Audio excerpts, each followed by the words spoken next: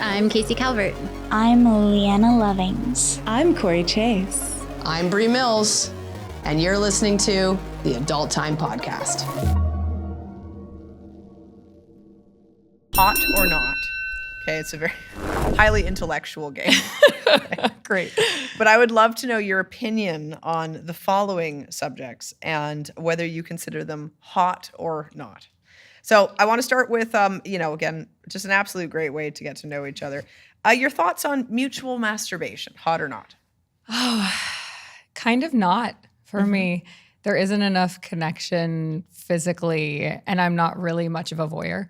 I am an exhibitionist, so that part of it I don't mind, but I'd rather, if I have another person there who I'm attracted to and excited about, I'd rather we be touching each other. Yeah, that's true, right? Because mutual masturbation is most often just doing your own thing side by side, right? Yeah. Yeah, that's true.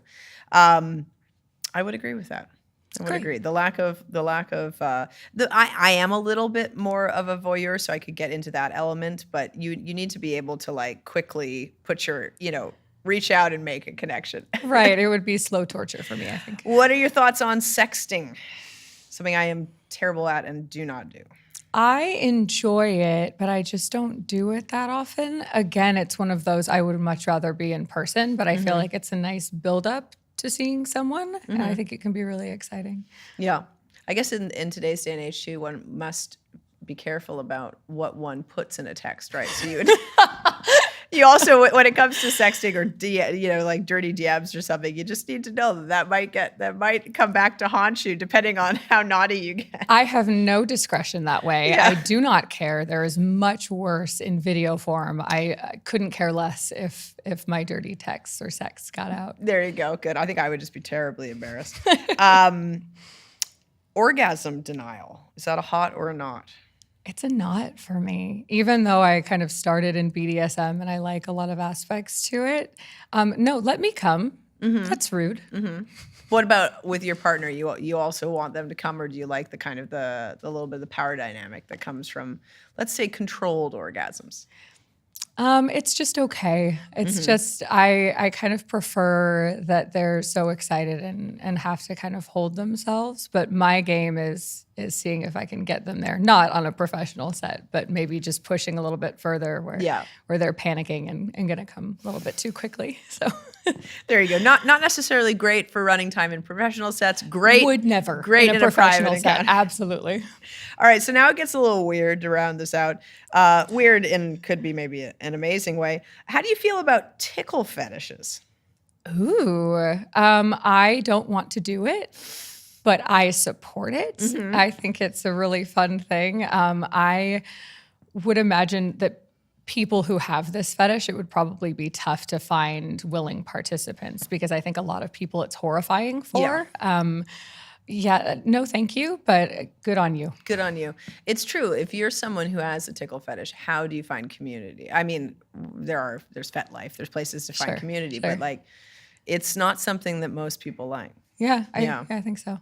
What about alien abduction role play? Ever done it? Hot or not?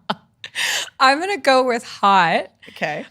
Because I have such a thing for abduction and being like used for my body or experimented on. I think that's a really hot thing. So sure, let's make it an alien too. Why not?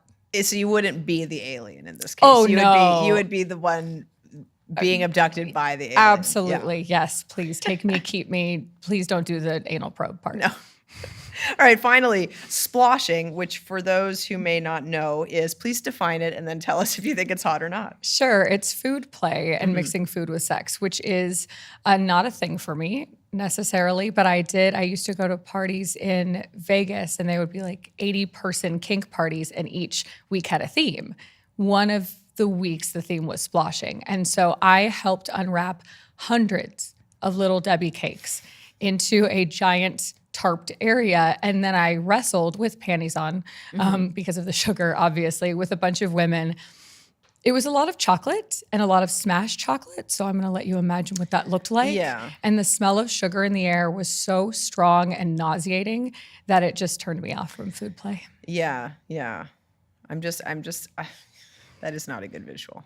No, I have a very good picture of it of me trying to get away, like looks like I'm screaming while someone's pulling me back into the little Debbie pile. Plus the amount of prep work that it takes for a splosh of that size, right? Like is enough to turn anybody off. If you've peeled 500 little Debbie's cakes, you don't want, you're done at that point. Pretty much. It was a cool thing to say I've done, which is a lot of my experiences. Like, let me just do it just to say I've done it and try it, but not again. Thanks.